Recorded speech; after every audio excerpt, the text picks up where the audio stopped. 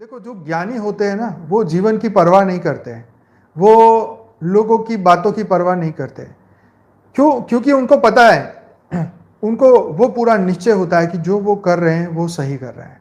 उनको अपने कर्मों पे, उनको अपनी सोच पे, उनके विचार पे, उनके कर्म पे पूरा भरोसा होता है, परमात्मा पे भरोसा होता है।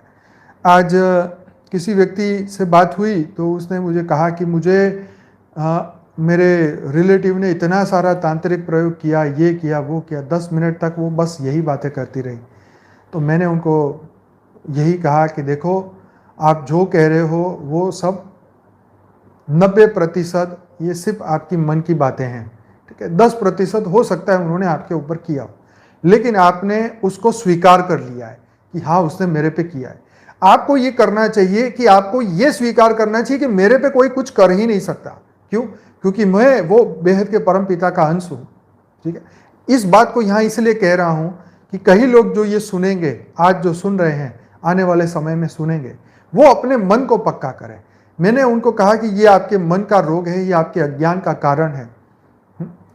90% ये जो बातें आप जो मुझे बता रहे हैं, ये आपकी मन की भ्रमणा है। आपकी बुद्धि जो है वो भ्रमित हो चुकी है। आपने ये स्वीकार कर लिया है कि ये सब चीज आपके साथ हुई है। रियल में ये सब कुछ जो आपके साथ बुरा से बुरा घटा है, अच्छा से अच्छा घटा है, ये सिर्फ और सिर्फ आप ही के कर्म के बंधन है और कुछ भी नहीं।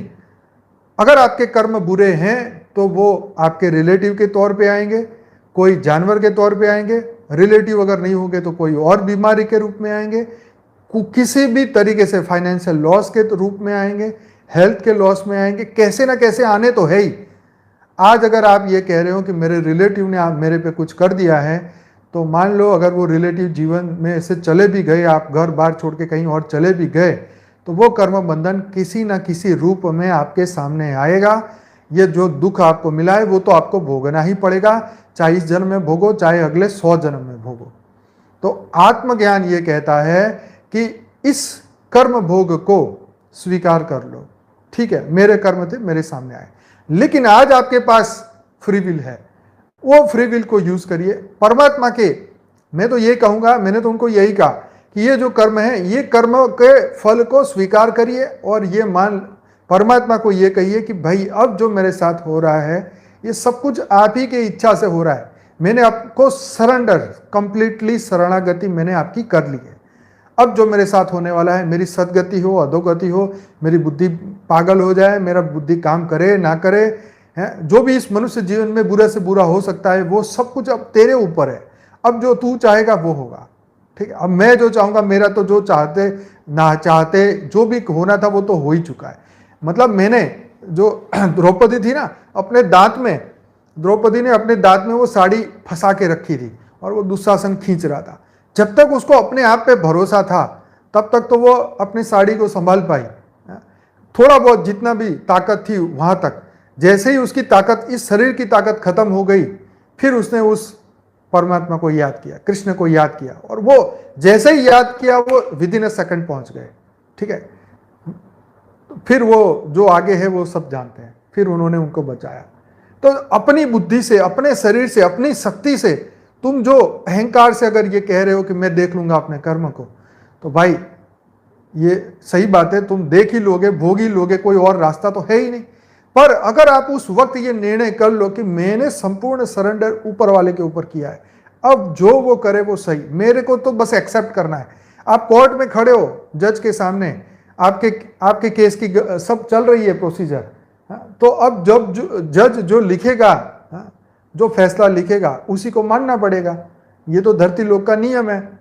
तो ये धरती लोक का नियम है, एक जज तुम्हारे जीवन और मृत्यु का फैसला कर सकता है इस कर्मों के आधार पे।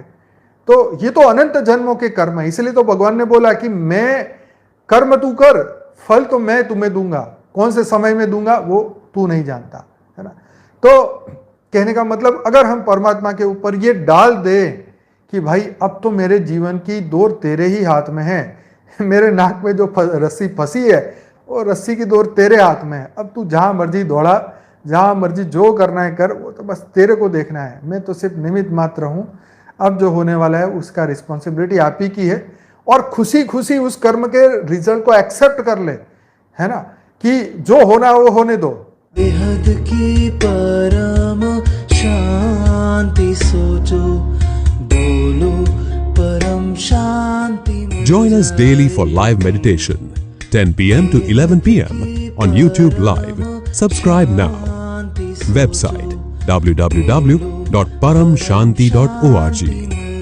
Email us anant@paramshanti.org.